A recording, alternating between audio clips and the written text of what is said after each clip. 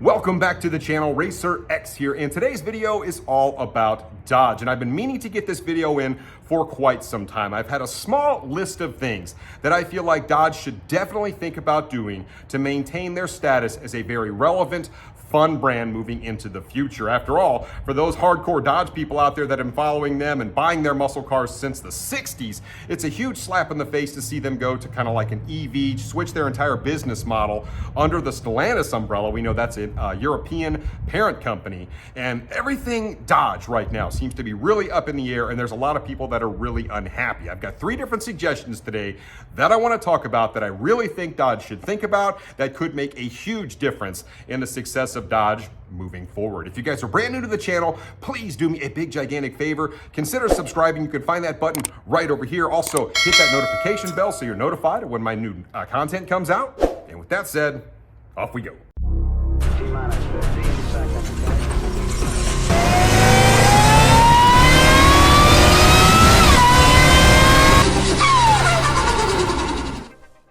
Before we get on with today's video, I just want to give you guys a really quick reminder that my good buddies over at Dream Giveaway are getting really close to picking a winner for their SuperBee sweepstakes. This is my favorite drawing that they have on their website because it is not one iconic Mopar, but 2. It's a 1971 Charger SuperBee and a 2023 Charger Hellcat that they converted into a Hellbee. Both of these cars are absolutely gorgeous, and yes, I have already entered to win as well. And right now, if you go to Dream Giveaway's website, you enter my code RacerX, you can get double the entries from now until they actually do the drawing. And if you want to enter for the Viper truck or the Dodge Demon, the 2018 Dodge Demon, you can enter my code and get double the points there as well. But we're getting really close to doing this drawing. I'm really hoping if I don't win, that one of you guys wins. I will pin a link down below so you guys can go right to the website and you can just pick the amount you want to actually enter for, and it'll be super easy. And I will put it in the description down below. Really hoping that one of you guys wins this thing, and on we go with the video. I thought I might jump in the Demon today, take it for a little drive and wash it before it gets dark, but I also wanted to get this video knocked out for you guys because I've got an entire list of things that I've compiled over the course of the last 5 or 6 weeks. They're suggestions, basically, that I feel like would not only make Dodge a better brand, but would help bring a lot of the hardcore Mopar enthusiasts back over to the right side. There are an awful lot of people out there that have sworn off Dodge as a brand because of the way the brand is trending. A lot of people really do not like the fact that they're going basically fully EV. A lot of people don't like the design of the new Charger, and a lot of the things that made so many hardcore enthusiasts happy are basically going away with the brand. And if I really look at this, there are 3 key takeaways, 3 things that I feel like should definitely be a part of Dodge's game plan moving forward. The first thing that I want to address is price, and many of you are well aware the price of our beloved Mopar vehicles has gone absolutely crazy over the course of the last, say, 3 years or so.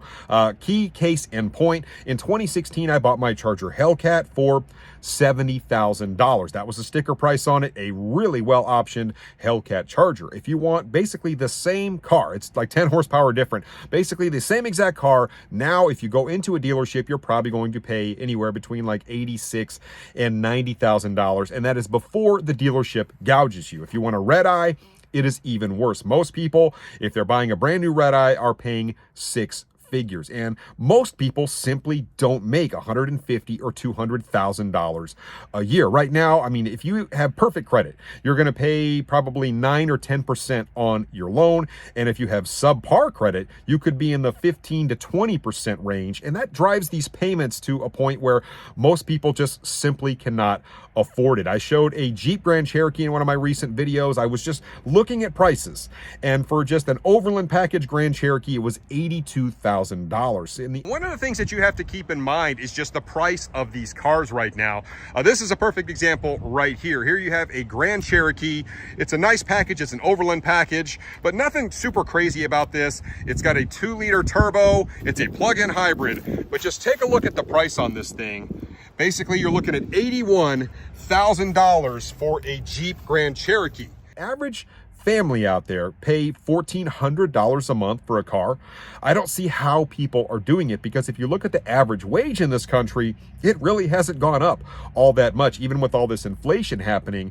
And yet the average Mopar consumer is supposed to pay, $1,000 or $1,500 a month. I mean, if you're a performance enthusiast and you want a Scat Pack and you go out and you see $70,000 Scat Packs on the lots when they used to be $45,000, I mean, that is a bit alarming. And Dodge has to do something. Stellantis has to do something to drive these prices down. Right now, if you want a Scat Pack, there are no incentives at all. Not only is there a super high interest rate, but there are no bonus dollars. There's nothing out there. And these dealerships are teeming with inventory right now. I mean, they are full to the brim. And it's because the prices have gone crazy and there's no incentives at all really to buy these cars right now. Plus, you got the 2025 Chargers getting ready to come out, and we're going to find out more about that here in a week.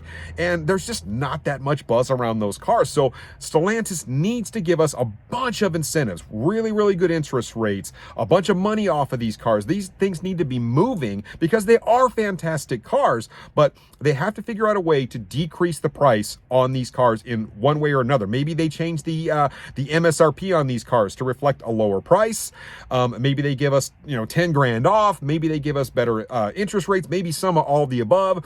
But we have got to figure out a way to bring these prices down, to start selling some units, because that is just where we are. I mean, the units are not selling, and it's obvious to everybody out there that these dealerships are in big trouble. We'll talk about the dealerships here in a minute, but with the new 2025 Charger, I'm really hoping that they come out and they give us some reasonably priced options that the average performance enthusiast could get excited about and can afford. And that is the key thing. I mean, it's like I said, most people just don't have the means by which to go out and pay $70,000, $100,000, or in a case of a Demon 170, $300,000 some of these things sold for a Challenger. It has gone crazy.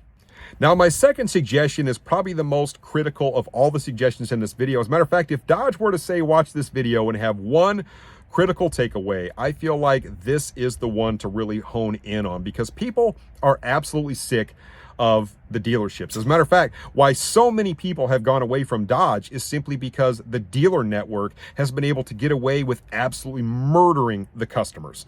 And people just don't want to deal with it anymore. And it has only gotten worse and worse and worse. If you really think about everything that the dealerships are doing, so many of you guys have reached out to me personally about, the dealers not honoring their contracts, about cars being sold out from under them, all the crazy price gouging. I mean, the list goes on and on and on. I could literally make an entire video and have about just things that dealerships have done to brand loyal customers that are just immoral and absolutely ridiculous.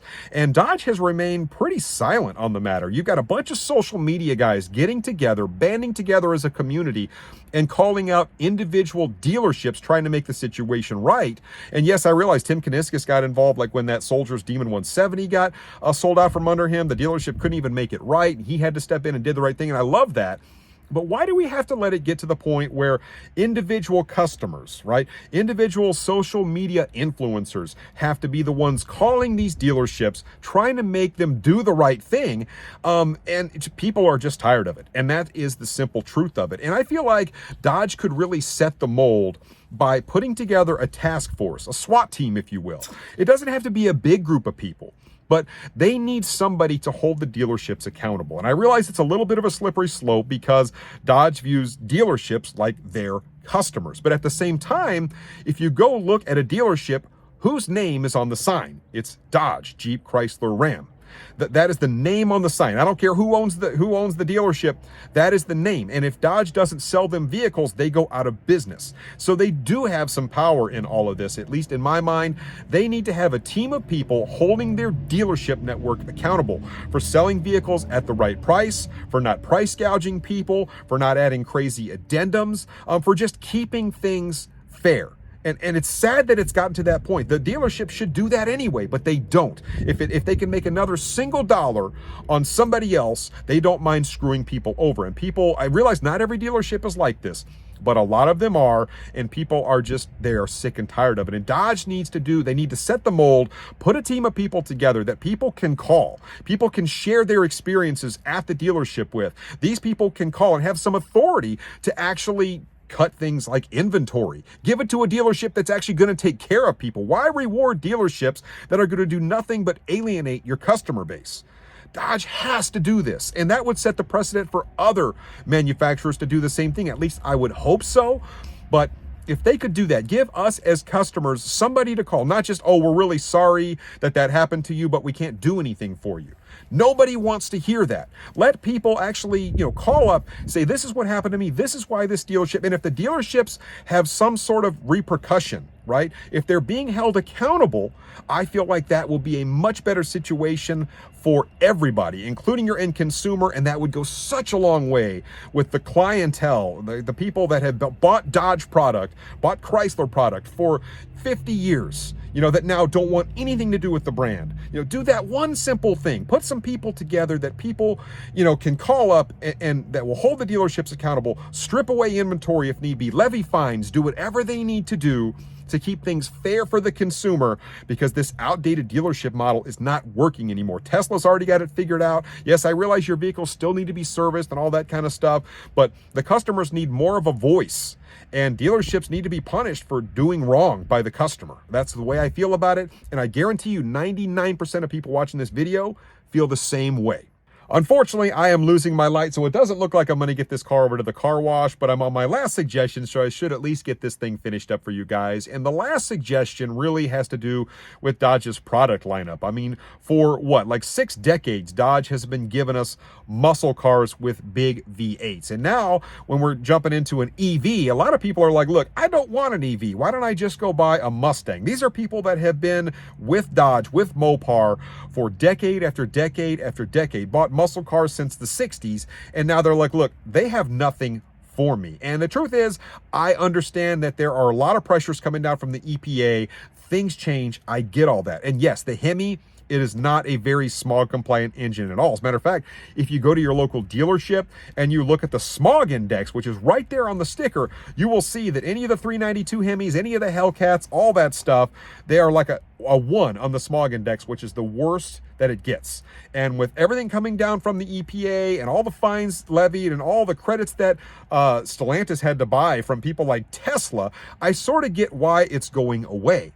But I also feel like it's really important to bring back a V8 to some degree. I realize it probably will not be a Hemi. The very design of a Hemi makes it very smog inefficient. And so that's what people need to understand. So I, for one, get that piece of it. So for them to bring back a Hemi is not realistic, at least in my mind, because they're going to have to change the design of this to make it more smog compliant. But when you look at someone like the Chevy engines out there, they've got V8 engines that are more smog compliant than the Hemis. They also have like the new Mustang, right? The S650 Mustang. I mean, that thing's like a 5 on the smog index, or a 6, something like that. It is a more smog compliant engine. So you can make a redesigned V8 engine that is more smog compliant, where you maybe wouldn't have to go buy credits from Tesla, or at least not as many, and still make people happy. I think if you give people a V8, they may actually forgive the fact that it isn't a Hemi. I mean, truth be told, the 6.4 Hemi and all the modern Hemis, they're not truly a hemispherical designed head.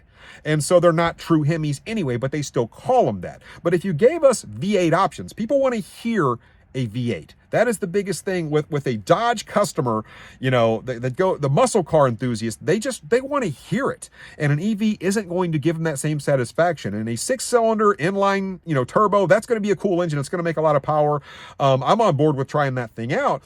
But viscerally, it's going to be a little different, and that's why a lot of people are swearing off Dodge. So if they come up with a brand new, redesigned, more fuel efficient, more smog compliant V8, that will make a lot of people very, very happy. So in my mind, if they're able to do something like that, that is going to bring a lot of people back over, especially if you're putting it in a newly designed vehicle that's a little bit lighter, that people can get on board with.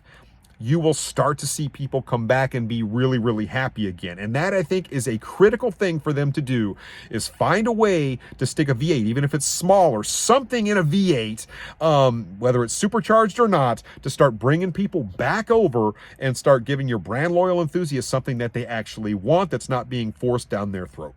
I realize I am just one guy and this is my opinion, but certainly 3 major ways that Dodge, Jeep, Chrysler, Ram can be better brands moving into the 2024-2025 model years. To summarize, they need to figure out a way to get the prices down and keep them down to make them more attainable for average people and average, income families, for enthusiasts that don't make $200,000 a year. And there's multiple ways that they can do that, but it's absolutely necessary to bring a lot of people back.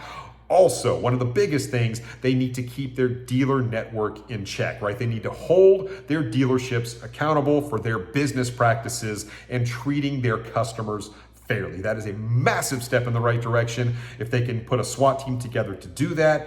And lastly, their product offering, if they can come up with a way to give us another naturally aspirated or supercharged V8, that will bring a lot of people back. No, it will probably not be a Hemi because, as I mentioned, Hemis are not very, smog compliant, but I feel like they could redesign a new V8, give that to us, and maybe we can still have a V8 in the future and keep it somewhat affordable. Those are 3 major things that I really, really hope that they can do for us moving into next year. Let me know what you guys think. Do you have any suggestions for Dodge or for Jeep in terms of what could make the brands better? I would love to hear it in the comments down below, and I'll catch you on the next one. So until then, RacerX.